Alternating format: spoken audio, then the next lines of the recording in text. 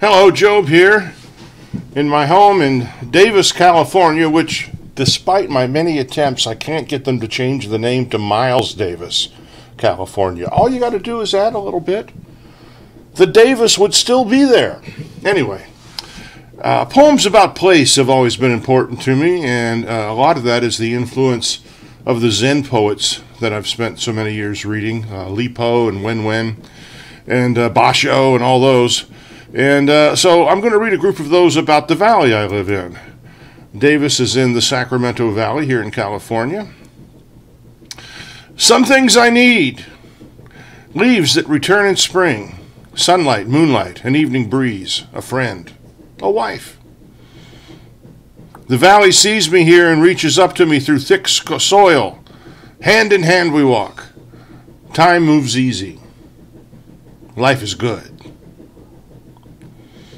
Morning fog, cold air, then sunny later with weak clouds. The Sacramento Valley wakes up like an old man. The bed is warm. He doesn't want to get up, but groaning. He does. I'm visiting Putah Creek, where I set some of my son's ashes adrift. Let me start that again. I'm visiting Putah Creek, where I set some of my son's ashes adrift. When the beautiful cry of a pheasant rips through the air, cutting me like a fresh sorrow. Each new day is another year of suffering. A foolish man in a valley with two rather long seasons and two very short ones. In January, I miss the dry warmth of summer, and in August I dream of the wet smell of the winter fields. And the Sacramento Valley itself, it lives in the moment. A dharma lesson for me in the climate.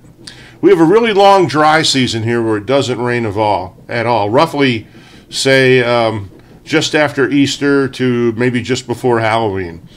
And winter is supposed to be, and has been for off and on for most years, wet. It doesn't freeze very often. We don't get snow in the valley, but we have a rainy season. When it's not rainy, it's often foggy.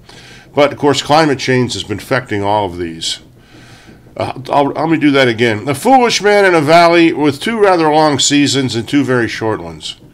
In January, I miss the dry warmth of summer, and in August, I dream of the wet smell of the winter fields. And the Sacramento Valley itself, it lives in the moment. A dharma lesson for me from the climate. The crow makes a grab at the running mouse, but too late. He makes it into the underbrush and is long gone.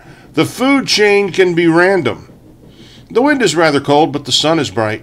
A winter afternoon down by Putah Creek. Putah Creek, summer, daybreak. The creek, always moving, slides by at the very place where night and morning cross paths on its way to heaven. A little coffee here.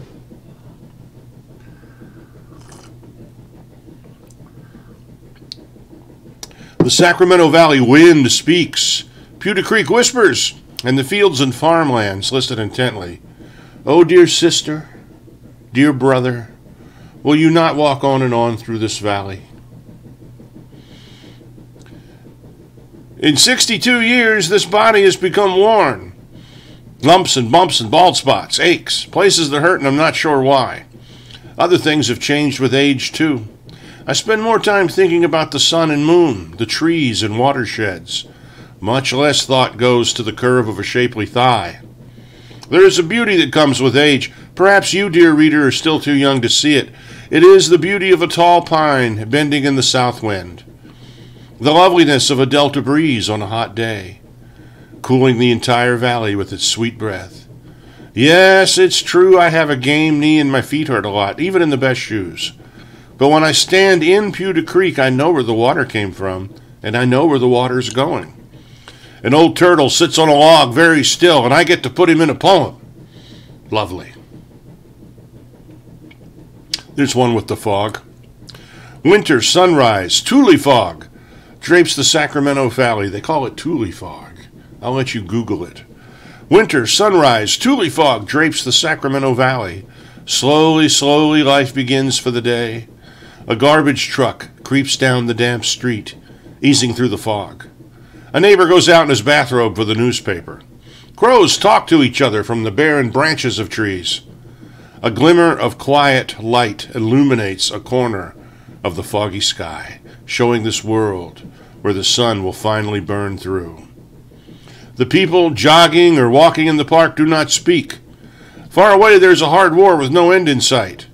The sons and daughters of this valley die there. What is life without poetry? It is nothing. Nothing. No, I'm not growing taller. I'm just getting closer as I walk. Soon we'll be together again, face to face. But my friend, that's just my body. My ghost is sitting down by Putah Creek, dangling his goat feet. Okay. Let me start this one over, too. Clearly, I've not had enough coffee. No, I'm not growing taller. I'm just getting closer as I walk. Soon we'll be together again, face to face. But friend, that's just my body. My ghost is sitting down by Putah Creek, dangling his ghost feet in the cold green water. My, such a long winter. I go to sleep early and wake after midnight, wanting the feel of fresh air. Outside, clouds cover the moon like a child that is hiding a precious toy. Standing there, I consider my life. Have I done anything that was worth doing? I know who I am, but does anyone else know me? An owl nearby seems to agree, asking me, "Who?"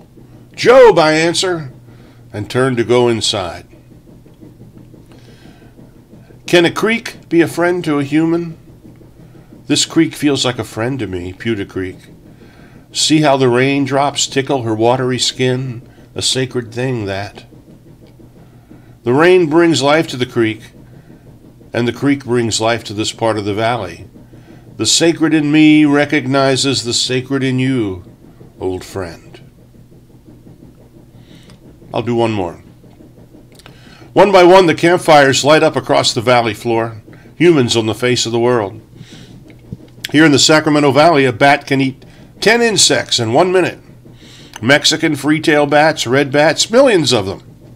And on those campfires, some kind of game, rabbit on a spit, mule deer, the power of the tribe, the food chain at night.